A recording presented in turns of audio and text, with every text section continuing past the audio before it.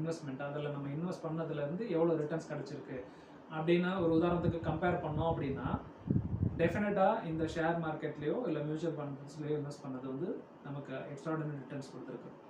ஒரு உதாரணத்துக்கு சொல்லணும் அப்படின்னா ஒரு லாஸ்ட்டு 25 வருஷத்துக்கு முன்னால் ஒரு 1995 இல்லை 96ல் ஒரு கம்பேரிசனுக்கு ஏதோ ஒரு சென்னையில் ஒரு ஒரு மெட்ரோ ஏரியாவில் ஒரு லேண்டு ஒரு 10 லட்ச ரூபாய்க்கு லேண்டு வாங்கியிருந்தா இப்போது அதோட வேல்யூ வந்து கிட்டத்தட்ட வந்து ஒரு 2 கோடி இல்லை 2.5 கோடி அது மாதிரி தான் இருக்கும். மேக்ஸிமம் எஜுகேஷன் போச்சுன்னா 4 கோடி அந்த மாதிரி தான் இருக்குது.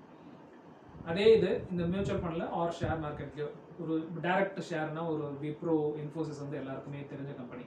இந்த மாதிரியான கம்பெனிஸில் ஒரு 10 லட்ச ரூபா போட்டிருந்தா வெறும் 10,000 ரூபா போட்டிருந்தா அது இன்னைக்கு இன்ஃபோசிஸ் வந்து என்னோட வேல்யூ கிட்டத்தட்ட 7-8 கோடி வெறும் 10,000 ரூபா.